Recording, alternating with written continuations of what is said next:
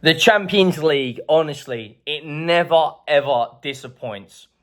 How do Sporting beat Manchester City 4-1? Manchester City then lose 3-3. And Arsenal go out there and absolutely destroy Sporting. You can't write some of these scripts in football. Arsenal were so good tonight. And I put a video out earlier today saying Arsenal need to have belief if they want to win this Premier League title. And I also said Arsenal are the only team I feel right now can stop Liverpool. They are the only side for me.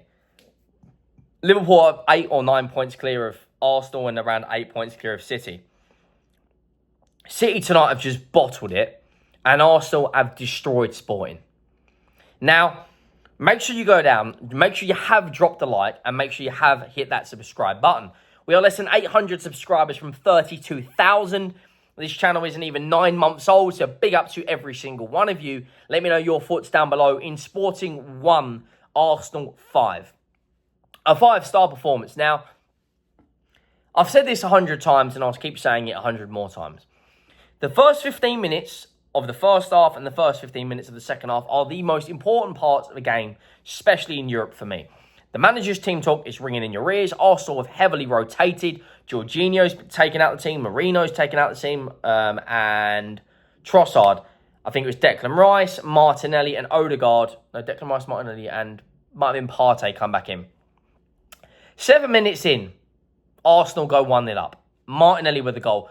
I've heavily criticised this guy, and a lot of the transfer stories are always linking Arsenal predominantly to a left-sided winger. You know, Martinelli has had that really good season, and Arsenal shirt where he scored 15 goals.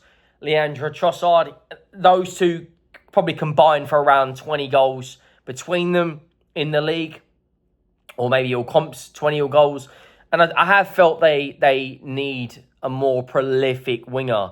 But what do I know? Because Trossard and Martinelli tonight were both on the score sheet. And it was a little bit of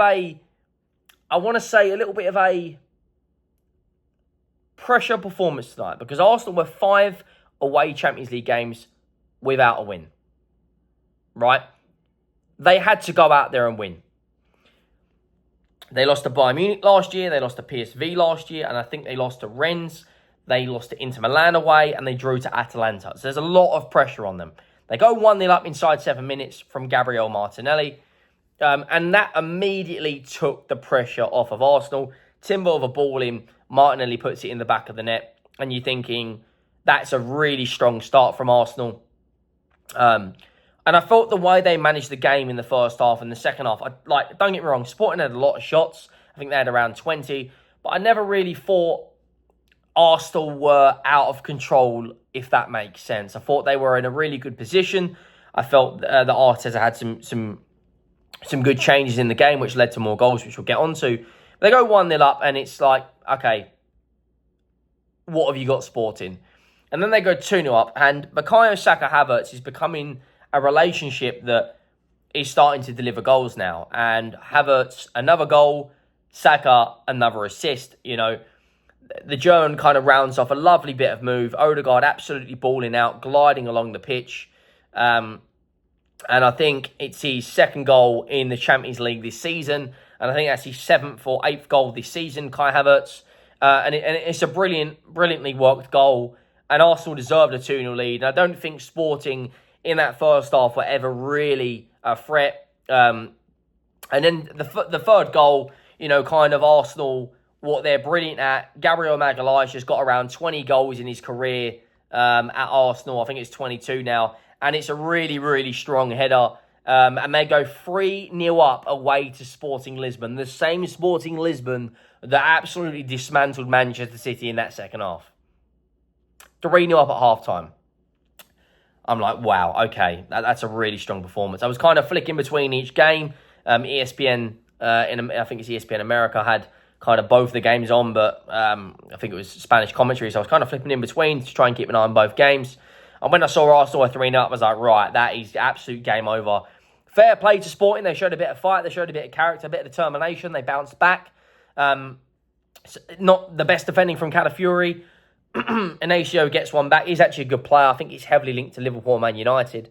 And they kind of got a foothold back in the game. Come from a corner in a bit of an unorthodox fashion. Calafiori just gets out-muscled at the near post. And they got, it is what it is. And then when I talk about game management, now, I have seen this firsthand with Tottenham so many times where we have been 2 or 3-0 up. We conceded an early goal in the second. It's already happened this season, actually. Brighton away, we lost 3-2. We were 2-1 up. 2-0 up at half-time. We conceded an early goal from Danny Welbeck. And it's all about how you manage that game out, the mentality of the players, the mentality of the club. Mikel Arteta's kind of coaching methods obviously help with that because they are a lot stronger at managing games out now. But they don't just manage the game out. They go and score 2 more goals. If that's Tottenham and we conceded an early goal and we're 3-1 up against Sporting Lisbon, I think every football fan and Tottenham fan in the back of their mind is thinking, Spursy, you boys are going to bottle it. But Arsenal don't. They get a penalty. Not sure how it wasn't a second yellow card. And, of course, Bukayo Saka steps up and it's a really, really good penalty.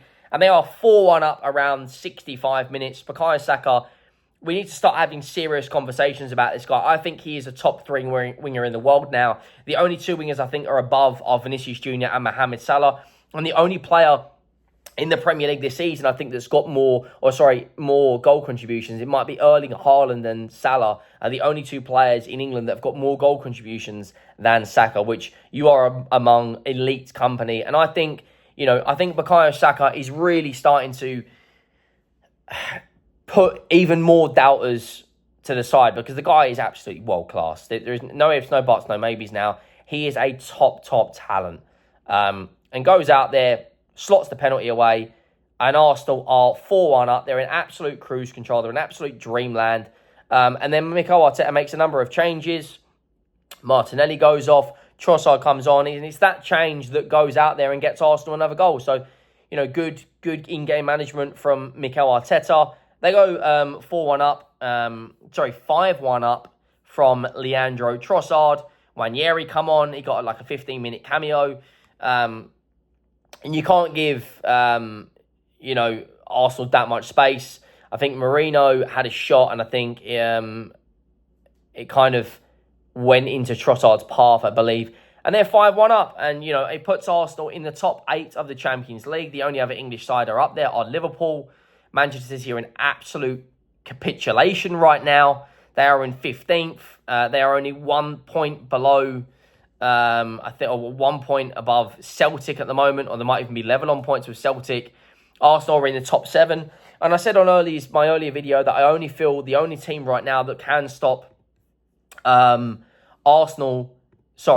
only team I feel can stop Liverpool is Arsenal. I think Manchester City are in an absolute, we have never seen this from Manchester City. They are in absolute capitulation. They are struggling. They look a shadow of the side we have seen. This is a side that's won 4 Premier League titles. On Arsenal now, it kind of feels like a little bit from when they had that time back from Dubai when they went out there and scored so many goals. They battered Sheffield United. They battered West Ham. They scored goals against Fulham. I think they beat Spurs in that run of games 3-0. They were on an absolute relentless run, and it kind of feels like that right now with Arsenal. Where they are in the league, they're currently 9 points off Liverpool, but of course Liverpool do play Manchester City this weekend. If that ends a draw, and you look at Arsenal's next 5 games, they have got West Ham, they have got Fulham. These are the 2 games I do think Arsenal have to 100% get 3 points. A draw is not good enough now. You've got to be practically perfect if you want to stop this Liverpool side throughout the remainder of the season. And let's not forget, Fulham did get a draw at the Emirates and beat Arsenal at Craven Cottage. West Ham did beat Arsenal twice last year. So these are 2 really, really important games. But look, they're in absolute cruise control. They've just scored 5 in the Champions League.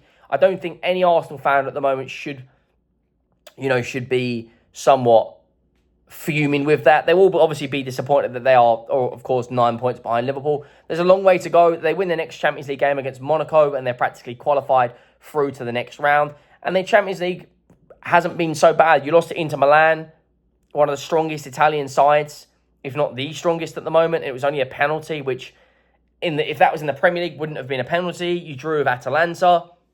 You beat PSG, you beat Shakhtar, and you beat Sporting Lisbon. I think Arsenal fans should have still a lot of hope that they can go out there and win this league title. It's a long way to go. Liverpool, for me, are the team to beat. They have been the best team in Europe and the best team in the Premier League. And I don't think anyone can really disagree with that. But look, let me know your thoughts down below. Make sure you drop a like. Make sure you have subscribed. And I'll see you on the next one. Thank you for watching. I am out.